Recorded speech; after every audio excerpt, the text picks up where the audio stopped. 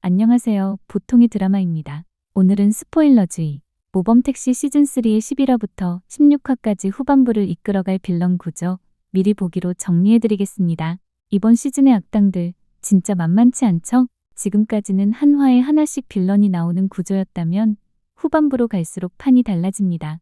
단순한 악당이 아니라 조직화된 악, 그것도 법, 종교, 공권력, 디지털까지 다 연결된 악의 제국이 본격적으로 모습을 드러냅니다. 이번 영상에서는 그 중에서도 11에서 14화를 장악할 중간 보스 조직, 사뭉도파, 그 안에 있는 개별 캐릭터들의 역할, 그리고 무지개 운수와 어떤 식으로 충돌하게 될지 차근차근 풀어볼게요. 사뭉도파. 이름만 들으면 그냥 동네 조폭 같죠? 근데 이번엔 다릅니다. 이 조직은 단순히 주먹 쓰는 조직이 아니라 정신, 제도, 물리력, 디지털, 공권력까지 현대 사회의 핵심 권력 5가지를 전부 쥐고 있는 국가 안의 국가 같은 존재예요. 그리고 무지개 운수와도 멤버별로 1대1로 매칭되는 구조를 갖고 있어서 정면 대결 구도가 완전히 설계돼 있습니다. 사뭉도파의 설계자, 전직 검사 역할은 김성규 배우가 맡았습니다. 이 인물은 단순한 조직원이 아닙니다. 사뭉도파의 전체 구조를 설계하고 각 인물을 알맞은 포지션에 배치한 지휘자이자 전략가입니다.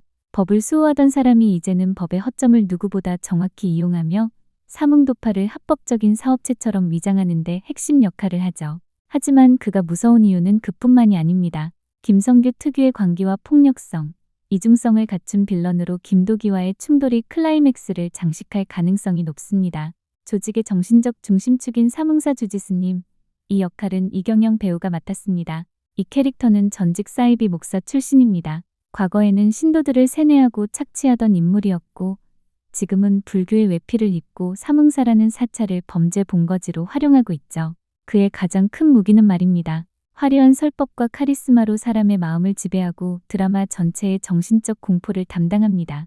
극중 김도기를 정신적으로 흔들 인물로 시즌2의 교구장보다 훨씬 더 능글맞고 세속적인 캐릭터로 예상됩니다. 사뭉도파의 무력 담당 최철웅. 이 역할은 유지황 배우가 맡았습니다. 특수부대 용병 출신 킬러로 김도기와 전투력 면에서 정면 승부 가능한 유일한 인물입니다. 조용히 다가와 조용히 처리하는 암살 전문가, 차량 추격 전, 폐쇄된 공간에서의 CQC 등 고강도 액션 시퀀스가 펼쳐질 가능성이 높습니다. 무지개 운수의 핵심 전력이었던 김도기에게 물리적 위기를 실제로 줄 수 있는 위협이죠. 이번엔 디지털 전쟁의 핵심 인물, 예림.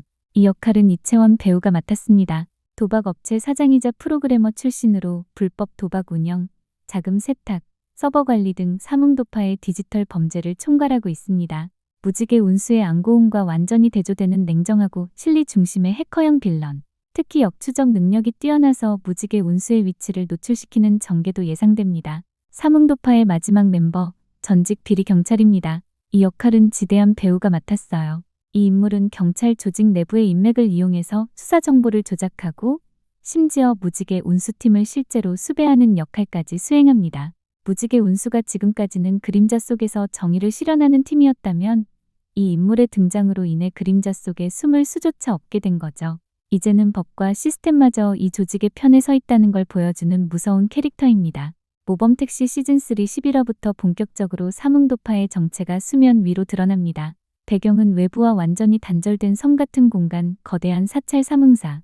이제 김도기의 위장 잠입 작전은 그 어떤 시즌보다 치열하고 치밀해질 수밖에 없습니다. 사건의 발단은 실종된 가족을 찾아달라는 의뢰. 의뢰인의 요청으로 김도기는 실종된 가족을 찾아 사뭉사의 위장 잠입하게 됩니다. 그런데 모든 단서가 하나같이 사뭉사라는 고립된 사찰로 향하죠. 이곳은 단순한 종교 공간이 아니었습니다.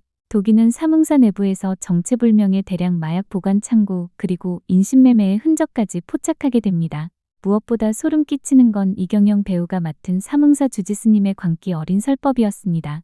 표면적으로는 자비와 해탈을 말하지만 그 안은 신도들을 세뇌하고 범죄를 은폐하는 철저한 심리 조작 기술이 숨겨져 있었죠. 이때까지만 해도 도기는 자신의 잠입이 성공적이라고 생각했을 겁니다. 하지만 곧 모든 게 바뀝니다. 사뭉도파의 움직임은 생각보다 훨씬 조직적입니다. 먼저 지대한 배우가 맡은 전직 비리 경찰이 무지개 운수의 지원 루트를 차단합니다. 그 결과 도기는 완전히 고립 상태에 빠지게 되죠. 여기에 더해 예림, 도박업체 사장 출신의 프로그래머가 사뭉사의 통신망을 완전히 끊어버립니다. 이제 도기는 도움도, 통신도, 탈출 경로도 없는 상태로 조직의 한가운데 갇힌 겁니다. 그리고 이쯤에서 가장 긴장감 넘치는 장면이 나올 가능성이 높습니다. 친구야, 안 좋은 일 있었다면서 오늘은 내가 서비스를 다 해줄게. 이 대사 단순한 농담으로 들리지 않죠. 잔혹한 고문 혹은 심리 파괴를 예고하는 멘트일 가능성이 큽니다. 도기는 지금 완전히 포위된 상태. 지원은 끊기고 신분은 들켰고 상대는 특수부대 출신 킬러 최철웅입니다. 이 시점은 도기에게 있어 가장 생존 확률이 낮은 위기 구간이 될 수 있어요.